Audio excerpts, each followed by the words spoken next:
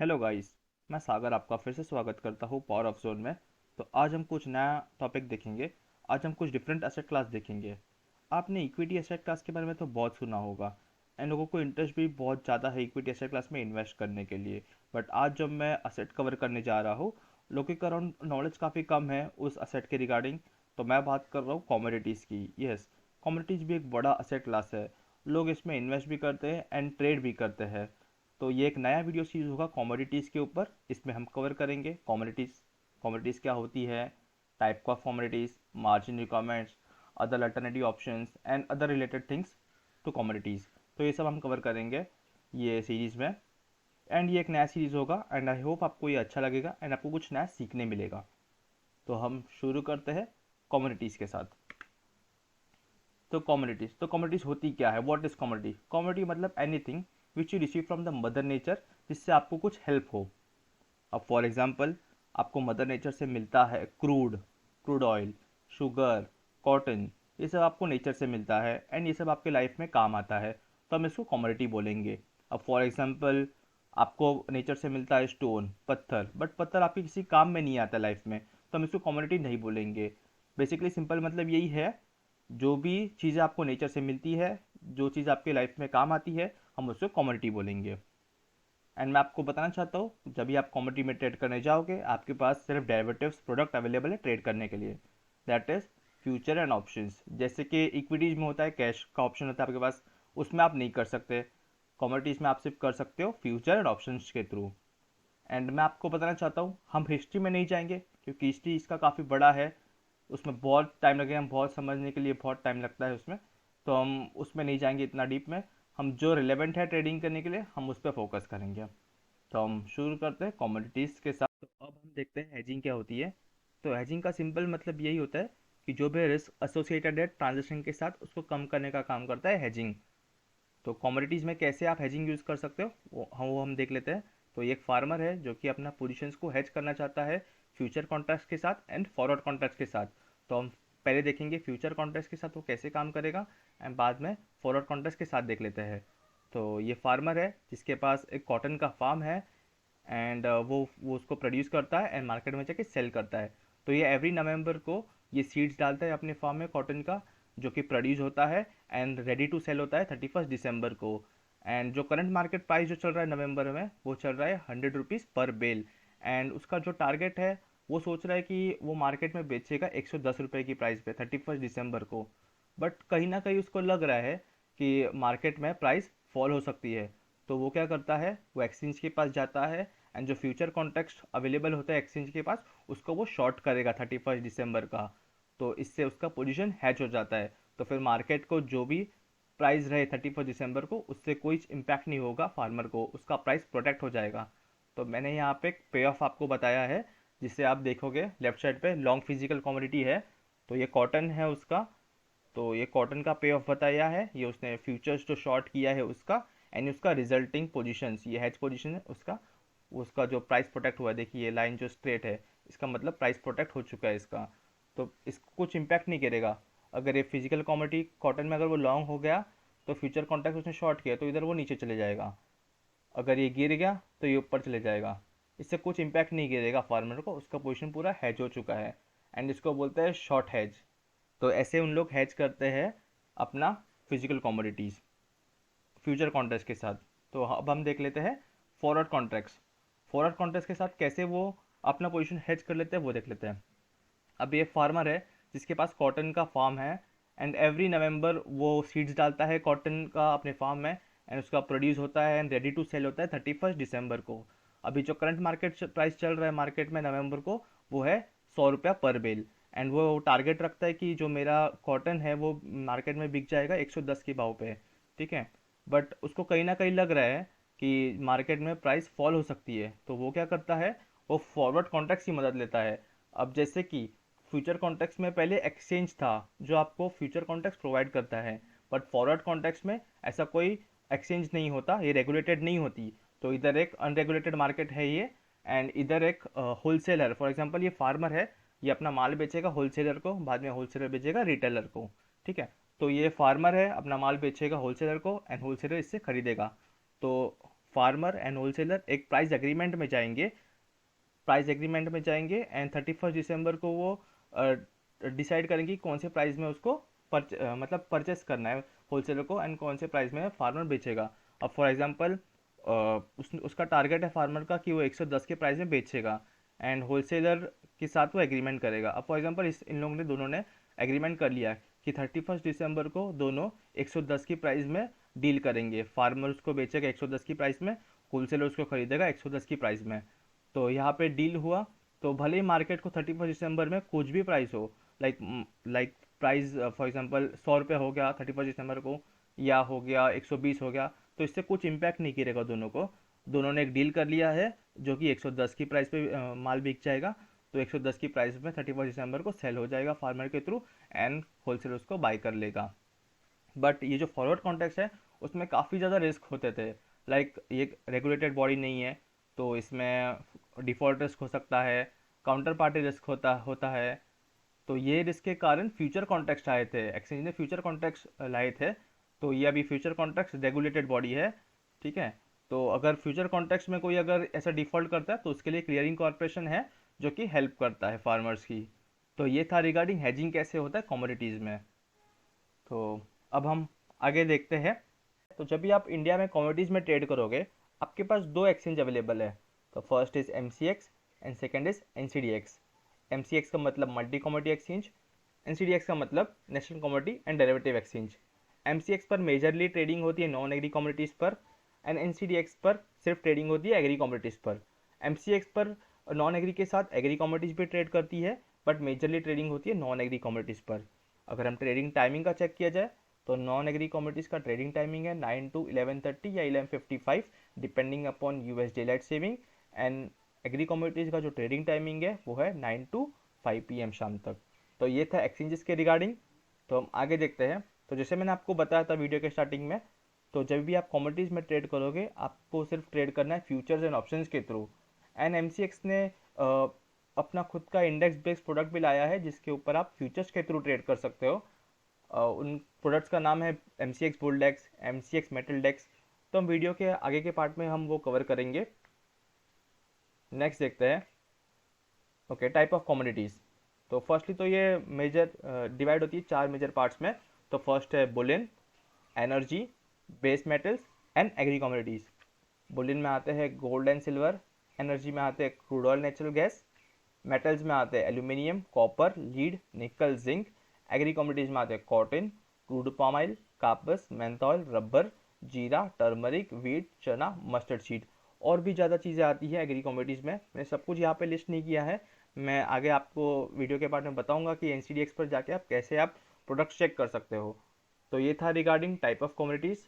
मैं आपको बताना चाहता हूँ हम वही कमोडिटी देखेंगे जिसके ऊपर आप एक्सचेंज के ऊपर ट्रेड कर ओके। तो हम नेक्स्ट देखते हैं, that is bullying commodities.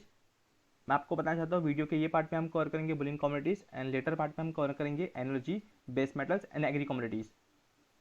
Okay, bullion commodities में आते हैं गोल्ड एंड सिल्वर। तो गोल्ड में जैसे आपको पता रहेगा गोल्ड एक highly liquid and precious metal है एंड इसका जो डिमांड है वो काफ़ी ज़्यादा है ओवरऑल वर्ल्ड मार्केट्स में एंड इंडियन मार्केट में भी ज़्यादा है। इंडियन मार्केट्स में इसका जो डिमांड है वो बढ़ जाता है फेस्टिवल्स एंड वेडिंग सीजन के टाइम। एंड मैं आपको बताना चाहता हूँ ये एक सेफ इन्वेस्टमेंट है। तो जब भी लोग इक्विटी मार्केट्स में काफ़ी ज़्यादा फॉल आता है तो उनका जो इन्वेस्टमेंट है वो शिफ्ट कर देते हैं सेफ असेट्स में, that is gold and silver में, बुलियन कमोडिटीज़ में बेसिकली उन लोग शिफ्ट कर देते हैं अपना इन्वेस्टमेंट। एंड जो इसका जो मेजर यूसेज होता है वो होता है ज्वेलरीज में, ज्वेलरी फैब्रिकेशंस में, सेंट्रल बैंक्स करती है, इंस्टीट्यूशंस करती है as a monetary reserve. Okay, मैं आपको बताना चाहता हूँ जब भी आप गोल्ड में ट्रेडिंग करोगे तभी आपको मैक्रो इकोनॉमिक फैक्टर्स जो इंटरनेशनली जो गोल्ड ट्रेड होता है उसमें न्यूज़ आती है तो आपको वो उसके ऊपर ध्यान रखना है मैक्रो इकोनॉमिक फैक्टर्स के ऊपर ट्रेडिंग करने वक्त। एंड आप इसमें डिमांड सप्लाई का जो स्टडी है वो यूज़ कर सकते हो। डिमांड सप्लाई का जो स्टडी है वो ऑलरेडी हमने यूट्यूब चैनल पे अपलोड कर दिया है, सीरीज़ अवेलेबल है। तो आप उसको चेक करके गोल्ड एंड सिल्वर में भी कमोडिटीज में भी आप डिमांड सप्लाई का स्टडी यूज़ कर सकते हो एंड ट्रेडिंग कर सकते हो। ओके, तो जब भी आप गोल्ड में ट्रेडिंग करोगे आपके पास ये सब वेरिएंट्स अवेलेबल है, that is gold, gold mini, gold Guinea and gold petal. इसका जो अंडरलाइंग असेट है वो गोल्ड ही है। तो अगर गोल्ड पॉजिटिवली चेंज होता है तो उसके जो वेरिएंट्स है वो भी पॉजिटिवली चेंज होंगे। अगर गोल्ड नेगेटिवली चेंज होता है तो उसके जो वेरिएंट्स है वो भी नेगेटिवली चेंज होंगे। तो हम इसका कॉन्ट्रैक्ट स्पेसिफिकेशंस देख लेते हैं। तो मैंने आपको टेबल बना के बताया है। तो ये है gold, standard gold, gold mini, gold Guinea, gold petal. And हम स्टार्ट देख लेते हैं कॉन्ट्रैक्ट पीरियड्स। कॉन्ट्रैक्ट पीरियड जो गोल्ड का होता है वो है बाय मंथली। अब बाय मंथली का होता है अल्टरनेटिव मंथ्स। तो हम इसको ट्रेड टाइगर के ऊपर जाके देख लेते हैं। तो ये होता है बाय मंथली। तो जब भी आप गोल्ड देखोगे, गोल्ड स्टैंडर्ड गोल्ड देखिए, तो इसमें देखिए अल्टरनेटिव मंथ के कॉन्ट्रैक्ट है, जैसे कि फेब, अप्रैल, जून। तो इसको बोलते हैं बाय मंथली। अल्टरनेटिव मंथ्स होते हैं जिसमें आपकी कॉन्ट्रैक्ट पीरियड होते हैं। एंड जो दूसरे वेरिएंट्स है गोल्ड गिनी, गोल्ड मिनी, गोल्ड पेटल, उनके मंथली होते हैं। Gold mini, gold Guinea and gold petal के जो कॉन्ट्रैक्ट पीरियड है वो मंथली है, एंड गोल्ड स्टैंडर्ड गोल्ड के बाय मंथली है। एक्सपायरी डेट जो है इसका गोल्ड स्टैंडर्ड गोल्ड का वो है 5th day of the month. And जो बाकी के वेरिएंट्स है उसका जो एक्सपायरी डेट है वो है last calendar day of the month. Trading का जो टाइमिंग है गोल्ड का वो है 9 AM टू 11:30 PM या 11:55 PM based on US daylight saving period. And trading unit जो स्टैंडर्ड गोल्ड का है वो है 1 kg, गोल्ड मिनी का जो है 100 ग्राम्स, गोल्ड गिनी का है 8 ग्राम्स, गोल्ड पेटल का है 1 ग्राम। और ये है PNL चेंज पर रुपी। तो अगर स्टैंडर्ड गोल्ड में 1 रुपी का मूवमेंट आता है तो आपको जो PNL मूव करेगा वो 100 रुपीज़ से मूव करेगा, या तो 100 रुपीज़ पॉजिटिव या तो 100 रुपीज़ नेगेटिव। गोल्ड मिनी का जो मूवमेंट है वो होगा, PNL मूवमेंट है वो होगा 10 रुपीज़ से। गोल्ड गिनी का जो मूवमेंट होगा 1 रुपी से। गोल्ड पेटल का जो मूवमेंट होगा वो है 1 रुपी से। एंड मार्जिन रिक्वायरमेंट देख लेते हैं।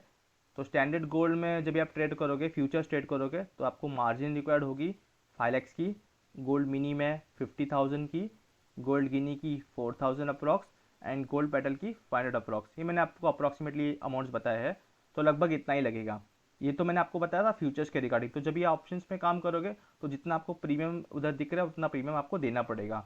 तो ये था रिगार्डिंग गोल्ड। तो हम देख लेते हैं सिल्वर। तो सिल्वर भी एक प्रेशियस मेटल है आफ्टर गोल्ड, एंड ये काफ़ी ज़्यादा वोलेटाइल है एज़ कम्पेयर टू गोल्ड। तो ये ज़्यादा वोलेटिलिटी क्रिएट करता है as compared to gold. And इसमें भी आप इन्वेस्टमेंट कर सकते हो। एंड जब भी आप इसमें ट्रेड करोगे तो आपको मैक्रो इकोनॉमिक फैक्टर, जो इंटरनेशनली सिल्वर ट्रेड होता है उसके ऊपर काफ़ी न्यूज़ आता है। मैक्रो इकोनॉमिक्स का इकोनॉमिक जो फैक्टर्स है काफ़ी इंपैक्ट करते हैं सिल्वर के ऊपर, तो आपको उसके ऊपर ध्यान रखना है। एंड ओके, इसका जो कोरिलेशन है वो इक्विटीज़ के साथ मैं आपको बताता हूँ। तो जब भी मेजरली चेंज होता है सिल्वर में, उसका इम्पैक्ट इक्विटी मार्केट्स में जो स्टॉक्स रिलेटेड है सिल्वर के साथ उसमें भी होगा। जैसे कि हिंदुस्तान जिंक, उसका जो मेजर बिजनेस है वो सिल्वर के रिगार्डिंग ही है। तो उसका जब भी कुछ सिल्वर में मेजरली चेंज होगा तो हिंदुस्तान जिंक में भी होगा। तो आप कभी चेक कर लीजिएगा ये। तो जब भी आप सिल्वर में ट्रेड करोगे, आपके पास वेरिएंट्स जो अवेलेबल है वो है silver, silver mini, silver micro. तो हम इसके कॉन्टैक्ट स्पेसिफिकेशंस देख लेते हैं। तो ये है स्टैंडर्ड सिल्वर, ये सिल्वर मिनी, ये है सिल्वर माइक्रो। इसका जो कॉन्टैक्ट मंथ है सिल्वर का मार्च, मई, जुलाई, सितंबर, दिसंबर। Silver mini and silver micro का जो है वो है फेब, अप्रैल, जून, अगस्त एंड नवंबर। एक्सपायरी डेट जो है वो है सिल्वर का 5th day of the month. बाकी दो वेरिएंट्स का है last calendar day of the month. Trading का जो टाइमिंग है वो है Monday to Friday 9 AM to 11:30 PM या 11:55 PM depending upon US daylight saving period. Trading unit जो है वो है 30 kg, 1 लॉट 30 kg का आता है। सिल्वर मिनी में 1 लॉट 5 kg का आता है, साइज़ है उसका। एंड सिल्वर माइक्रो का जो साइज़ है वो है 1 kg का साइज़ है। ओके।